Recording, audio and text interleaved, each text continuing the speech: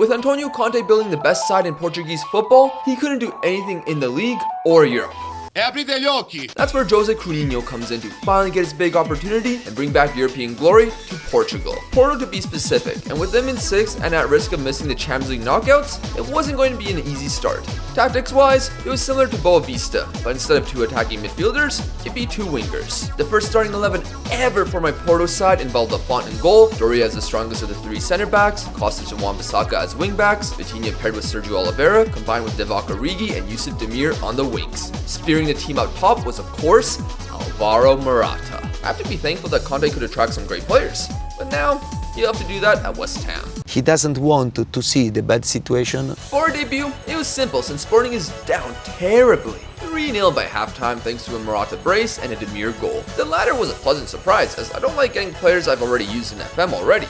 However, Conte bought him, so we'll go with it. After the Sporting fixture, a must-win followed with Pep Guardiola's Juventus. A win would have us advancing, while a draw or a loss, depending on Monaco's result, could kick us to the Europa League. Thankfully, Yusuf Demir took advantage of Castagne's questionable defending.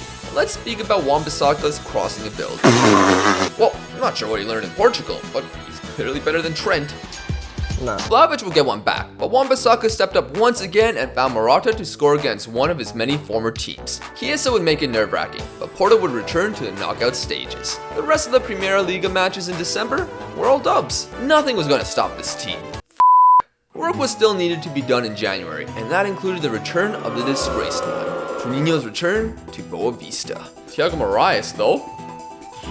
Alright, good ball. Never mind, not a good ball. Bros of the bozos there. Oh my gosh! Rajkovic is the bozo. Morata gets a gift of a goal. And now we have a corner kick. Fabio Vieira up to take it. And it's a penal. Penal. With the transfer window open, the board gave 33 million to make signings. There are several players I will get rid of in the future, but in this period, it was just Danny Loader, Galeno, and Jonas Wind. Many loans went out too, but 4 players came in. Let's first talk about the loan of Leonidas Stargu from Chelsea. Less than half of his wages had to be covered, and no extra monthly fees. He would become the starter in the middle of the defense. Timothy Pembele came in for 17.75 million as Wan-Bissaka's backup, and to solidify the defensive line, Joe Gomez arrived. Fair play, lads. The cost was 40 million with some bonuses. We used installments to make these possible. The final transfer is one that may be harder to make in future FMs. Benjamin Šeško. I've never used him, and for some reason, he was still at Salzburg in 2024 with a cheap release fee. The results speak for themselves with 3 clean sheets in the Liga Portugal prior to Benfica. The 2 biggest sides in Portugal in a match called the El Clásico Derby. Although that's the same name with Sporting as well. Nevertheless, titles have been lost in games between the two, with the most notable in my limited opinion back in 2013, where Kelvin's goal in added time allowed Porto to hop above Benfica, where they would win the league undefeated. It's not that serious yet, as Benfica got dismantled 3-0 with Demir getting a brace by the end, and Šeško coming off the bench to score on his debut. Demir would continue his greatness with a goal versus Sporting in the Allianz Cup semi-final. Morata would help too, which means another cup final for Chrooniho. A thing I didn't mention about this cup from the Boa Vista days was that 221 Portuguese players have to start the game. The 2 best ones we had were sent on loan, so in the final versus Benfica, bloody Lola Bunny and Portuguese Candy had to start. Benfica's were more competent as they had this center back, and I think Bernardo was the second guy. Nevertheless, it was tense. Oh shoot, we're on. Shoot! Well, I forgot we were on only commentary. 1-0 at halftime, and why not sub off the under 21 players? As Benfica were putting in yet another pathetic performance, Verissimo would score in his own net, giving us the trophy. Chrooniho would avenge the final defeat from years ago. It was also Porto's first ever time winning this trophy. With the boys still having hangovers 4 days later, the score was tied with Amorim's Vitória de Guimarães. However, we got a penalty. Romario. Why is Romario taking it? When Divock Origi's on the bench? We're in added time. They're wasting time. Incredible. Disgusting. And now we let Estupinian in behind. Thankfully, that was the last league defeat of the campaign. So, let's go to Europe. While this ain't 2004, you have to believe Inter were our points, and despite having a great team, they were struggling in Serie A. Plus, we had something that Mourinho's team back then didn't.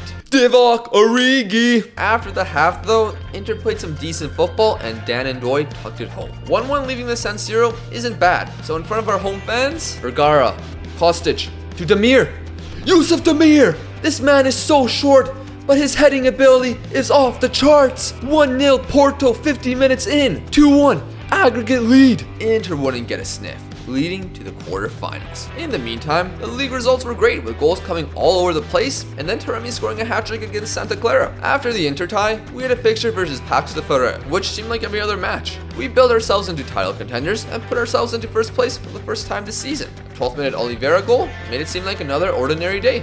Not so fast. Leduaran and Pablo Santos brought back sad pieces. However, we won a penalty tugged home by Sergio Oliveira, while Yusuf Demir cleaned up this mess to give us the lead with less than 30 to go. As the time was going by, they had a crucial chance. No! Oh my... No! Oh my... Alright, good. Good. Hold it up. Oh, come on, Sheshko. You gotta hold it up. I know there's no one around you, but come on. Can we not focus for 1 second? Come on. Oh. After thrashing Vizela, let's worry about Real Madrid. 100 points in La Liga, winners of the league for 3 straight years. If it wasn't ending here, it would likely end in the next round with PSG or Juventus being the semi-final opponents. But of course, that's if we win, which we didn't in the first leg at the Santiago Bernabeu. They were the stronger side, creating several chances, plus they had Robert Lewandowski. Florentino Perez's dream finally came true. Thankfully, Lafont and poor finishing kept this as a draw. A big bonus was Eder Militao getting sent off late, so he wouldn't be in the lineup with us at home. Plus, we were the first team to make Real Madrid not get a W for a very long time. But right now we're on the attack. Wan-Bissaka crosses it in. Morata back post. Kostic over the bar. Corner kick for Porto. Vitinha is stepping up. Morata! Alvaro Morata against one of his many former sides makes it 1-0 Porto. Gomez to Oliveira. He finds Yusuf Demir. Šeško in behind. Benjamin Šeško makes it 2-0 Porto right before halftime. Ancelotti's men were choking, but they'd find a way to fight and get one late. So we parked it and won. On to the Champions League semi-final. But it would be against PSG, and you know who they have. In between the Madrid fixture, there was Braga, who were also in this title race. The score was 1-1, which would give Benfica a likely free ride to the title. Oh no, this is a goal. This is a goal. This is a goal. Oh, it's a post. And we're heading to the 89th minute. Are we gonna win the ball? Can we create a chance? Romario to Vergara. Vergara to Wan-Bissaka. Wan-Bissaka. Šeško!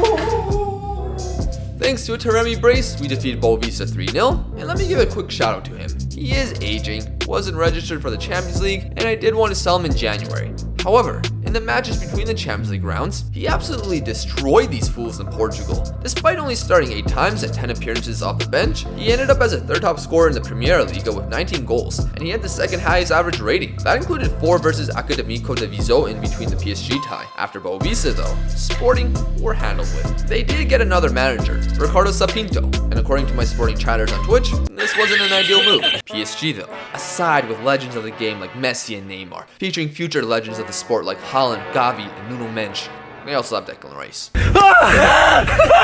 All of them versus this lineup of Premier League rejects. We needed to prevent any runs going in behind our back line. Oh, not if Neymar is getting on a one-on-one there. Joe, why are you tackling him? Haaland would make it 1, and they're playing around us so easily. To prevent them from having a midfield advantage, I dropped Amir from winger to central midfield, although they created a chance after that. But so did we. At halftime, I took Morata from a left inside forward to a pressing forward up front. 15 minutes into the second half, along with changes in instructions, I took off Demir for Romario Barro and gave him the box-to-box role. Here we go. This is a good set of play. Romario. Let's go! Romario Barro from Wan-Bissaka 1-1. Divock Origi was brought on to seal a 1-1 draw, going to the home tie. This 5-3-2 system was a discovery that proved crucial. It prevented PSG from creating strong chances, except this in the last second. Yes, I got lucky. However, it needed to be used at home. So, can we bring back the memories of 2004? An odd thing that PSG did was play center backs at fullback and Declan Rice at center back. And they scored first with a Marquinhos cross. Okay, Doria to Sergio, Vitinha, Morata. Morata. Alvaro Morata! What a chip! The man with 10 composure. That's a lie. In the Champions League, it's 20. Declan Rice, overrated. Declan Rice on a yellow card. Sergio to Joe Gomez, off the post. Oh, Declan Rice with a missed header. To Oh, Šeško, so close. Declan Rice almost messes up again. Why did you not tackle the ball from Firmino there? Oh, whoa, whoa. Free, oh no, top of the box free kick from Lionel Messi of all people.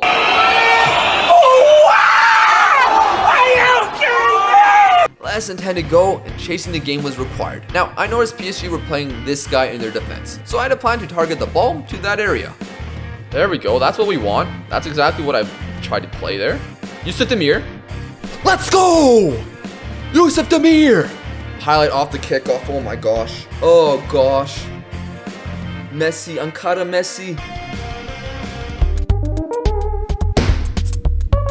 Damn it. Off the kickoff. I couldn't even make a change right away there. Something, please. Something. Ah, wow. Oh my gosh, last minute highlight. Win that, please. Thank you. Šeško, please. Gotta change the tactic before celebrating. This went all the way to penalties, and with Messi injured before the shootout, it was either good or bad depending on your perspective. It's in FM's hands from here. Holland. He stopped! Holland has stopped! Morata to prove the doubters wrong. He scores! Frank the Tank and Sangali scored theirs, but Declan Rice had to move positions because he couldn't handle Morata. He stopped! Šeško now to give us a 3-1 lead. He tucks it home. Firmino tucked his home, but with Kostic stepping up, he's done it! Let's go! Porto were going to face Liverpool at Wembley. Before getting to that, the league campaign required Benfica to drop points once, but into the last game of the season, they still had the lead. We were dealing with Porto Monenche quite easily, while in Lisbon, 0-0 late. Although, in the 71st minute, Chavez took the lead. Benfica did equalize soon after, but that would be enough.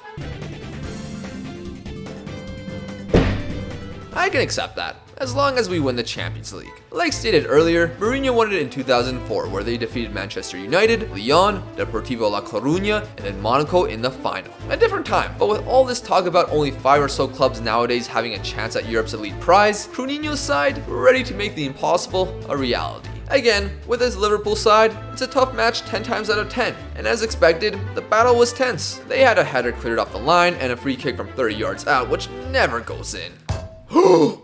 No way!